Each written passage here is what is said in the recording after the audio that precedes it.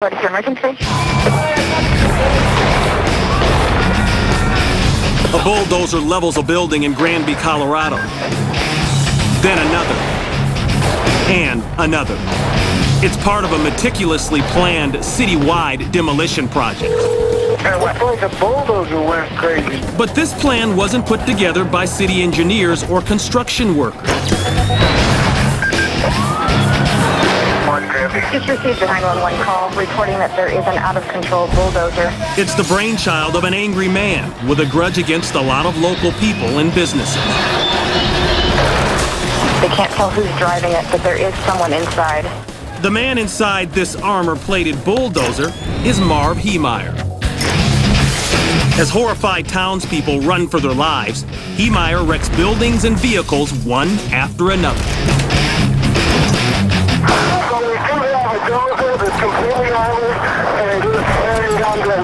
And he's ready to take on sheriff's deputies or anybody else who stands in his way. This is a bad situation, guys. We might need SWAT team. Heemeyer's an accomplished welder who spent a lot of time inside a secret workshop. Yeah, it's all encased in metal, and you can't see who's driving or anything. There, he outfitted the dozer with 2 sheets of half-inch steel plating with a layer of concrete in between. What type do you need? It's the biggest armor-piercing ammunition he has. On this day, he seals himself in and takes off on a violent ride. Pier 43, we've had automatic weapon fire come from the bulldozer. Inside his cockpit, 2 assault rifles, lots of ammo, and video monitors to help him see where he's going. I can't. He's on a dozer. Liberty Savings and West Star evacuated. Let's get all the Granby town hall. Start evacuating everything over that way. We need to get everybody out of the basement. Evacuate down Park. Here he comes.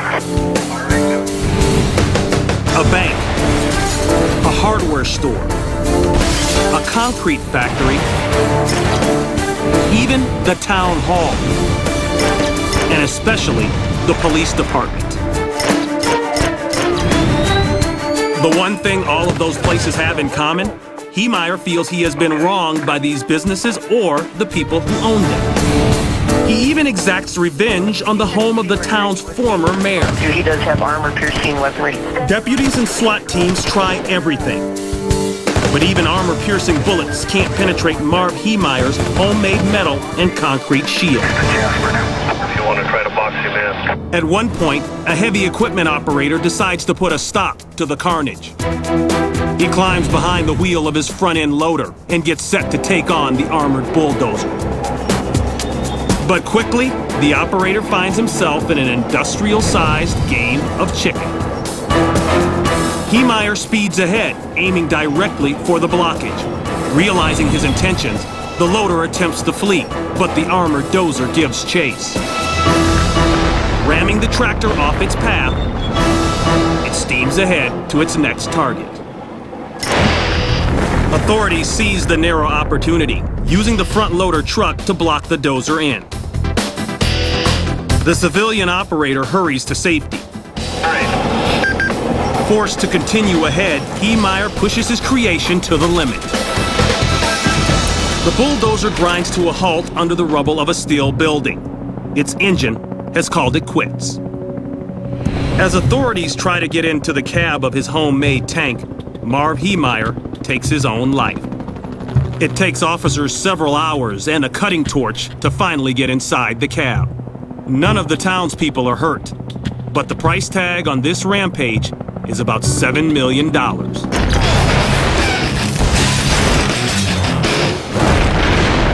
A Texas state trooper pulls this driver over and proceeds to issue her a speeding ticket while her passenger remains in the car. Afternoon, Texas Highway Patrol. Can you step on back here to the rear, please? Just inches away from them, traffic is roaring by. Let me get you to come on over here. Let's get off the side of the road out of the way of that traffic there so neither one of us get run over. Ma'am, the reading for your stop today is for your speed. You're traveling a little bit too fast. The officer proceeds to his patrol car to run this woman's information. And after a few minutes, he returns. Let me get you come on over here, man. If you're up here and anybody hits the back of my patrol car, there's a good chance you're gonna get caught somewhere in between that car and your car. I don't want that to happen to you. For this Texas lawman, it's all business and all about safety.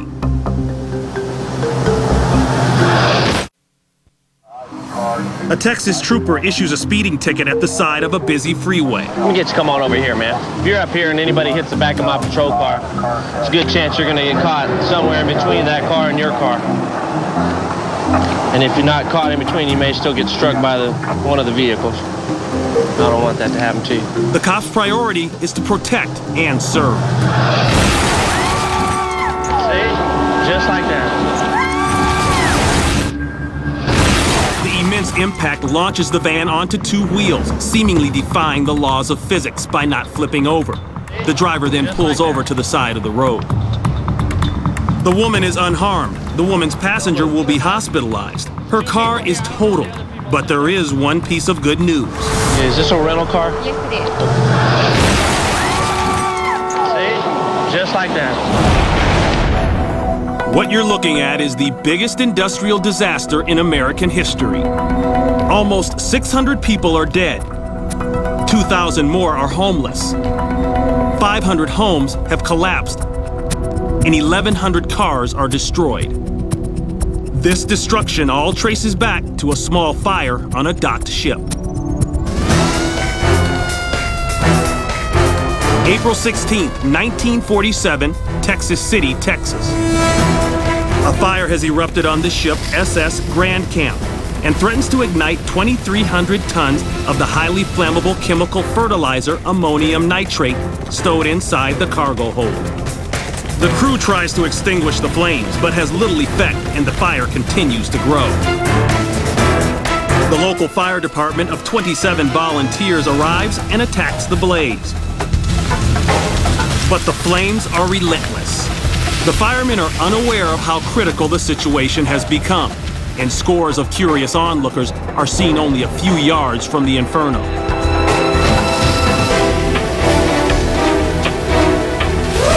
Then, the ammonium nitrate ignites.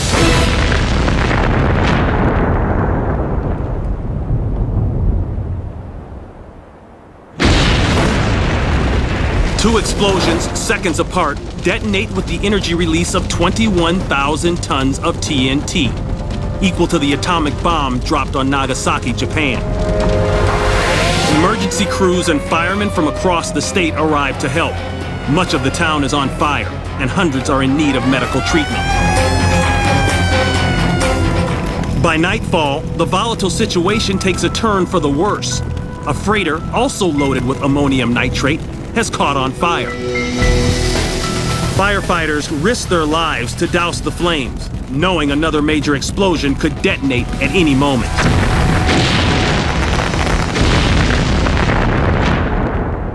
The following day, most of the fire has burnt itself out, and debris strewn across the city shows the raw power behind the blasts. A barge now sits in a parking lot 200 feet away from the water. Cars in the lot resemble a junkyard. An airplane that was knocked out of the sky in mid-flight lies in pieces. Every house within a 1-mile radius has collapsed. Property damage was estimated in the hundreds of millions. 581 people died as a result of these blasts, and hundreds more were injured. To help put these explosions in perspective, the force of the blasts were 850 times stronger than the bomb that destroyed the federal building in Oklahoma City, a bomb which was largely composed of ammonium nitrate.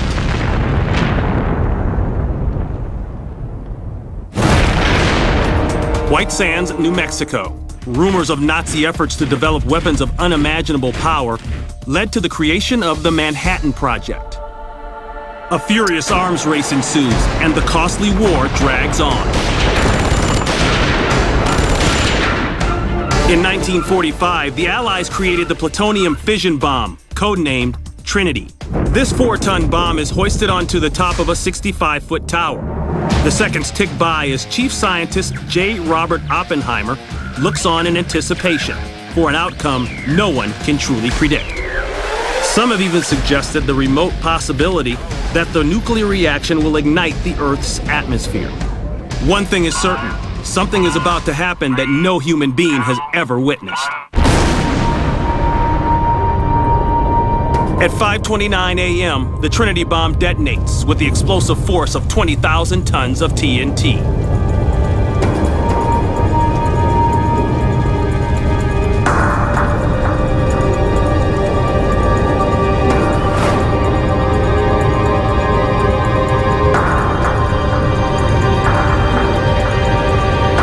The initial flash temporarily blinds some onlookers not wearing protective glasses 10 miles away.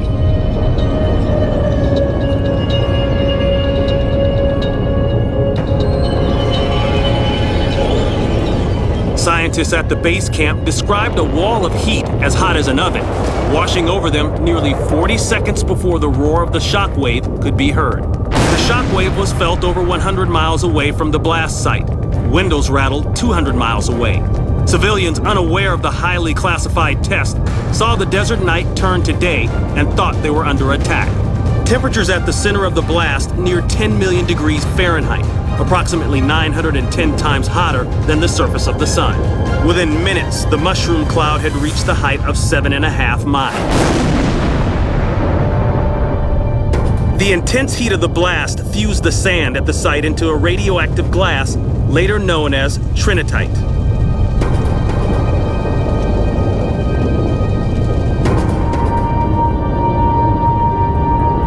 With a crater in the earth 10 feet deep and 1,100 feet wide, Trinity officially ushered in the atomic age.